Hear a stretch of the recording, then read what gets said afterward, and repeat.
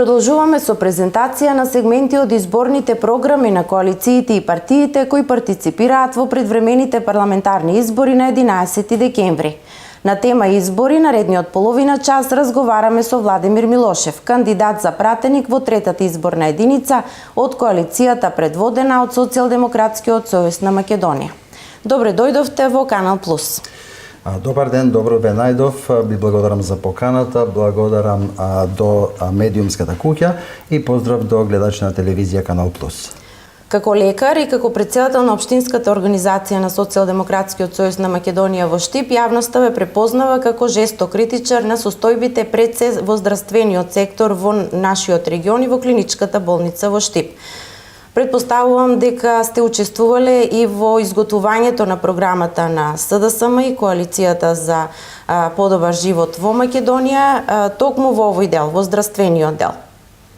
Би ве запрашала за почеток. Значи, сите оние започнати проекти од актуелната власт.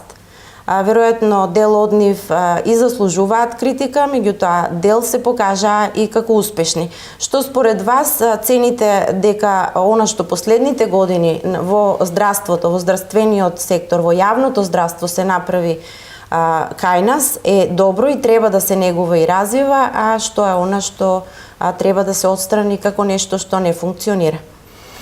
Ве благодарам за прашањето. Добро рековте дека и како претседател на Општинската организација на СДСМ Штип и како доктор вработен во клиничката болница во Штип, долго време се имав осврнување и обраќање на актуелните случувања на состојбата не само во клиничката болница, туку и севкупните состојби во македонското здравство. Знаеме дека здравството представува еден од најбитните сегменти на општественото живење во секоја држава, бидејќи поаѓајќи од она старото дека во здраво тело имаме здрав дух, а за да имаме една здрава економија, прогресивна држава, потребна ни е здрава популација. Па според тоа и од таму мојата претпоставка и заклучок дека здравството представува столбот на една стабилна и здрава економија. За жал, здравствениот систем во Република Македонија во сите изминати 10 години и покрај стотици милиони потрошените средства и покрај многобројните пропаганди и кампањи, скапоплатени кампањи на актуелната владеачка гарнитура, по сите релевантни извештаи на меѓународните институции, здравството се наоѓа во една лоша состојба.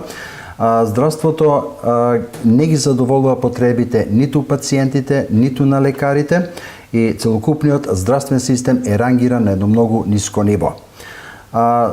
Сите оние пациенти кои што имале потреба да се лекуваат во клиничката болница во Штип во сите изминати 10 години беа сведоци на хорор сликите во клиничката болница, на лошите услови. Они кои што се лекуваа во зимскиот период беа приморани да си носат грејни тела, кебења од дома.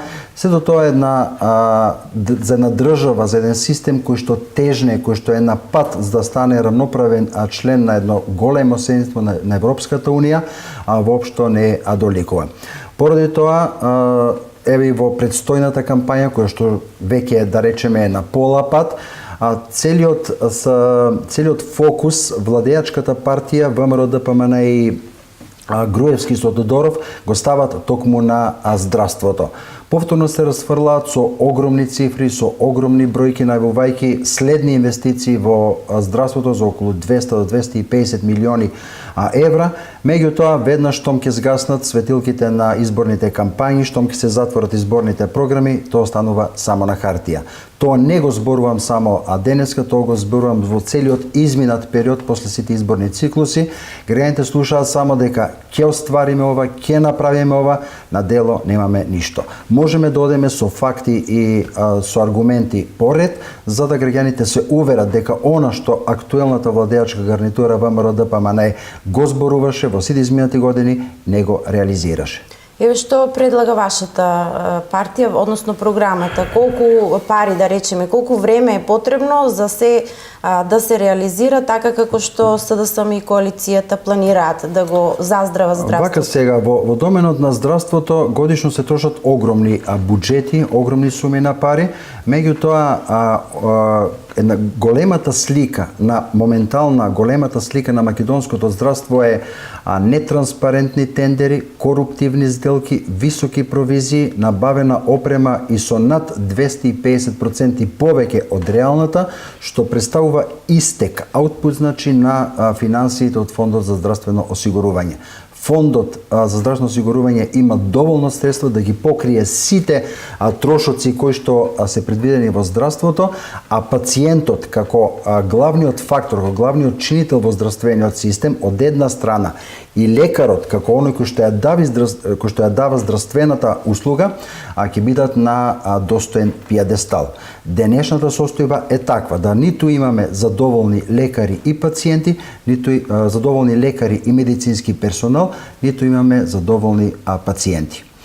Оно што го нудиме ќе одам мерка по мерка во колку времето дозволува, меѓутоа на самиот почеток како вовед во она што сакам да го кажам пред да поменеме на мерките на здравството, би сакал да кажам дека македонското општество, како што е денес вака разнебитено, уништено, руинирано, деновиве се наоѓа во кампања и се наоѓа пред излез од една долга, мрачна криза. Ова не е само политичка криза. Ова представува и една институционална криза, безбедносна криза, финансиска криза, економска криза, една ментална криза. Така да македонските граѓани, граѓаните на Република Македонија, граѓаните на Штип и источниот регион, на 11 декември ќе имаат можноста да се одлучат, да донесат клучна одлука. Дали ќе продолжиме на патот на европскиот пат, просперитетот и иднината, каде што застанавме 2005 година и ќе зачекориме на патот кон светлината или ќе се свртиме кон темнината, кон мракот, кон провалијата, која што не доведе власта на ВМРО ДПМНЕ. Да продолжиме со здравството и она што актуелната власт го најавува како најквалитетно решавање на здравствените тегоби во источниот па и југоисточниот регион, тоа е клиничката болница во Штип. Значи грандиозен проект, прекрасен објект во најава, ќе има на местото на сегашната болница во Штип целосно опремена, нешто што дава поттик да се размислува долгорочно и за градење лекарска кариера на сите оние кои можеби размислуваат за одење во приватен сектор или во странство од страна на лекарската фела, но дава надеж значи за пациентите од цело овој, реков, поширок регион дека ќе добијат квалитетна здравствена услуга. Так. Доколку го имате ли клиничкиот центар во програмата, ќе се продолжи ли тој проект кој реално е започнат и со изградба, и верувате ли дека ќе биде тоа решение за пациентите од источниот регион? Вака сега, објектите, зградите не го прават системот. Апаратурата не го прави системот. Здравствениот систем представува склоп на единки, кои што споени во една целина дават еден ефикасен, финансиски одржлив, долгорочно стабилен систем. Клиничката болница во Штип, после 10 годишни лаги на ВМРО ДПМНЕ, започна да се гради. Во изборните програми на ДПМНЕ и во 2006, и во 2008, и во 2011 година беше реконструкција на актуелната болница. Да веќе на изборите во 2013 и 2014 излезат со изградба на нова клиничка болница. Пред неколку месеци започна програмата и во програмата на Социјалдемократскиот сојуз се изградба, односно доградба на клиничката болница во Штип, што сметам дека е од доста битен сегмент во функционирањето на здравствениот систем, посебно за источниот дел од Македонија. Така да, со промена на власт на 11 декември, секој дека ќе продолжиме и ќе ја завршиме клиничката болница во Штип.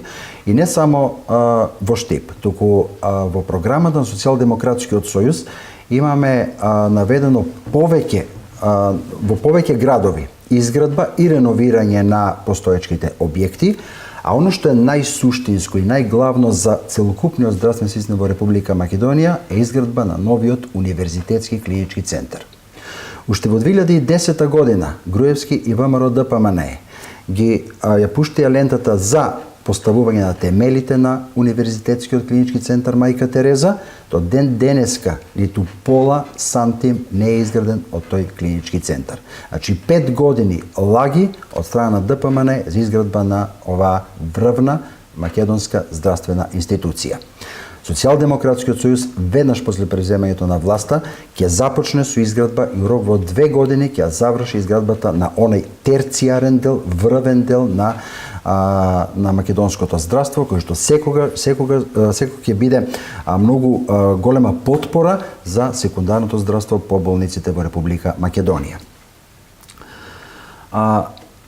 Пред неколку години во кругот на Штипската клиничка болница започна со изградбен објект во вредност од 820 милиони евра, а тоа беше во февруари 2014 година, кога исто така помпезно, со најави, со сечење на ленти, со говори, беше ветено дека во рок од 3 месеци ќе завршат градежните работи, а веќе во почетокот на 2015 година ќе биде пуштен во употреба. Тоа е бункерот, тоа е бункерот во кој што требаше да биде сместен акцелераторот и кој што болните со малигни заболувања од целиот источен регион требаше да ја добиваат соодветната зрачна терапија токму овде.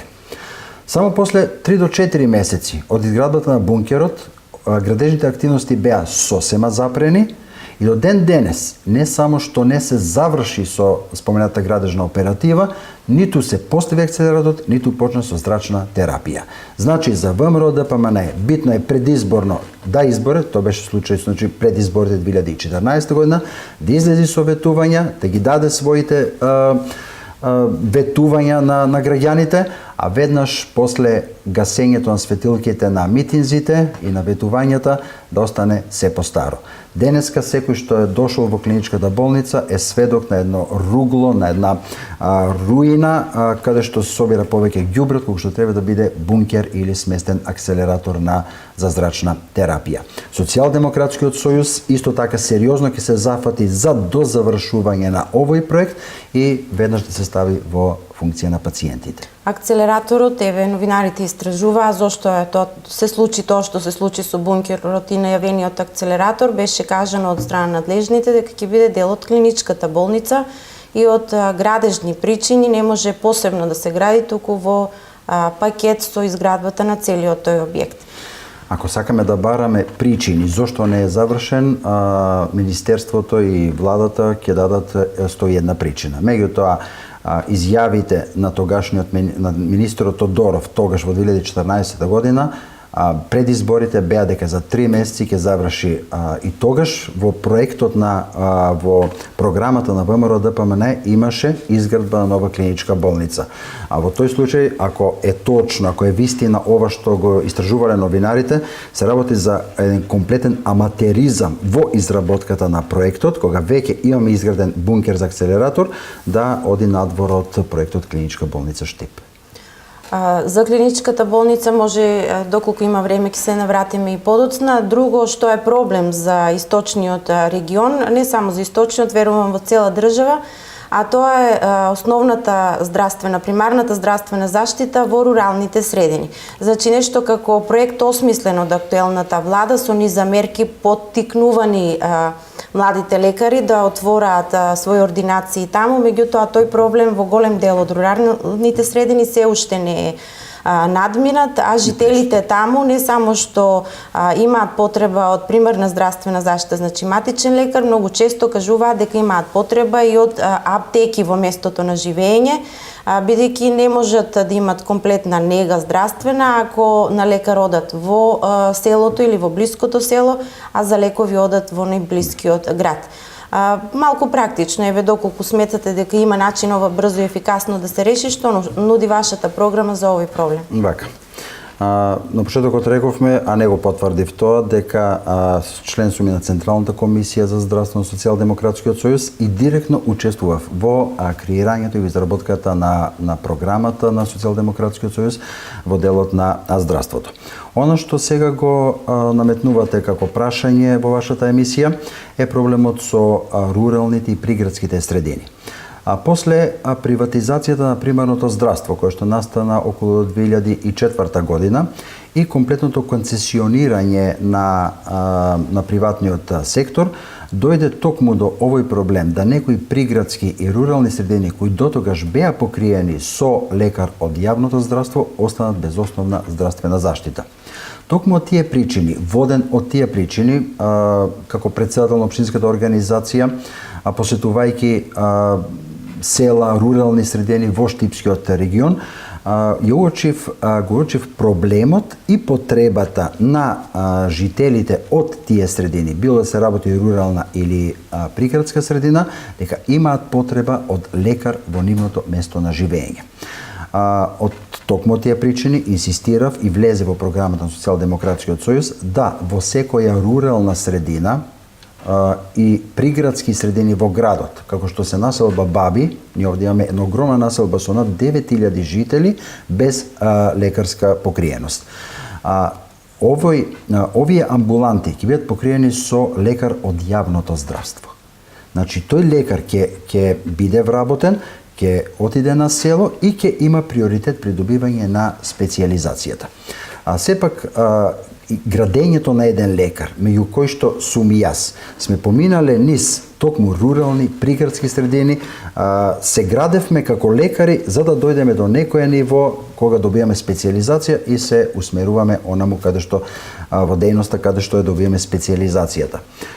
За жал, во овие 10 години дојде до изместување на тој образовен систем во здравството, да млади лекари кои што излегуваат од клупа, веднаш заменуваат во секундарно или терцијарно здравство, без еден ден работно искуство, без директен контакт со пациентот и нормално дека ни се случуваат и ќе ни се случуваат работи кои што се непосакани и за лекарите и за пациентите. Така да, како Социјалдемократски сојуз на граѓаните од руралните и од приградските средини им ветуваме, им гарантираме дека само во рок од 6 месеци по преземањето на власта ќе обезбедиме лекар од јавно здравство во нивните средини. Фармацевската дејност е концесионерска и во зависно од условите ќе понудиме и отворање на аптеки во овие средини. Во населба Баби бев пред некој ден, таму има аптека, а нема лекар. Која е целта на аптеката во колку нема лекар кој што ги препише рецептите? Секој малку пошироко сега за крај во третата третина од емисијата, така да кажем, малку пошироко за програмата на СДСМ и на вашата коалиција. Дел од гласачите, значи, предпоставувате и вие дека не детално ги читаат сите програми, оние кои ги читаат и што можете преку медиумите да се информираат за програмите. Значи, во основа не постои лошо напишана програма. Сите изборни програми на сите партии и коалиции се убаво напишани проекти и идеи како животот би ни бил подобар во државата, нели, во еден мандат. Ме интересира како мислите, како треба да се одлучи која партија, која програма всушност е најреална, или како гласачите да одлучат кому да му е дадат довербата. И во контекст на ова, еве третата изборна единица која неколку циклуси наназад довербата е дава на ВМРО ДПМН. Како мислите која ви е стратегијата да ги разубедите гласачите од источниот регион, односно во третата изборна единица, кој дел од програмата сметате дека најмногу ќе допре до нив и ќе ги мотивира да се предомислат во својот избор? Нешто околу тоа, програмските партии, колку се добро напишани, колку се реално остварливи и за вашата партија како голем предизвик да направи исчекор од една, па може да се каже 10 годишна традиција на давање доверба на истокот на вашите политички опоненти?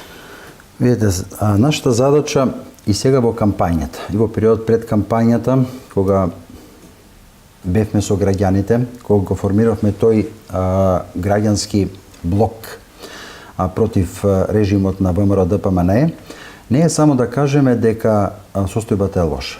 Наше е да им кажеме дека може и мора подобро. За жал, владењето на ВМРО ДПМН во сите овие години направи да од Република Македонија на самите македонци да им се згади од Република Македонија. Не поради нискиот стандард, поради начинот на владење, бидејќи Груевски и ВМРО ДПМН успеаја од Република Македонија да направат едно шизофрено општество. Бидејќи системот на владење со уцени, со закани, со притисоци, со носење на списоци, со задолжително присуство на митинзи и така натаму, ја направи состојбата неиздржлива. Критериум за влез на работа беше исклучително партиската книшка, партиската припадност. Сето тоа придонесе да граѓаните го спуштат своите вредности на многу ниско ниво. Груевски го најде кодот кај македонецот да се држи во сиромаштија и на најниско ниво за да може да се управува со него. Меѓутоа граѓаните после 10 години успеаја да ја согледаат вистината, после сите оние прислушкувани разговори, објавени нелегално прислушкувани разговори, успеаја да осознаат на каков начин ВМРО ДПМН владееше во сите изминати години. Од тие причини, граѓаните овој пат ќе застанат на страната на вистината, ќе застанат на страната на слободата, ќе застанат на страната на демократијата. И гласот даден за Социјалдемократскиот сојуз на 11 декември ќе значи глас за подобри плати, за повисоки плати, за подобар стандард, за сигурна иднина, за враќање на младите во Република Македонија. Сведоци сме дека во кампањата, во изминатите денови, ВМРО ДПМН се обидува да ја наметне темата за унитарност или федерализација на Република Македонија. Дека клучно на овие избори за гласот кој што ќе одадат граѓаните ќе биде за едниот или за друг концепт на уредување на Република Македонија. Отворено и неодговорно упатувам порака до граѓаните. Гласот, нивниот глас нема да биде ниту за унитарност, ниту за федерализација. Тоа е само во главите на Никола Груевски и ВМРО ДПМН. Гласот за СДСМ треба да гласаат или за диктаторско владење или за демократија, се определуваат помеѓу диктаторско владење и демократија, поради слобода и неслобода, помеѓу правда и неправда, помеѓу беда и подобар живот, односно помеѓу достоинствен живот и газење на достоинството. Одлуката е кај граѓаните и овој пат веруваме дека граѓаните на слободни, фер и демократски избори ќе одлучат кому да му ја дадат поддршката за во следните 4 години биде реализирана соодветната програма. Што велат вашите партиски прогнози, колку пратеници треба, мислите дека од источниот, од третата изборна единица имаат сигурен влез во собранието?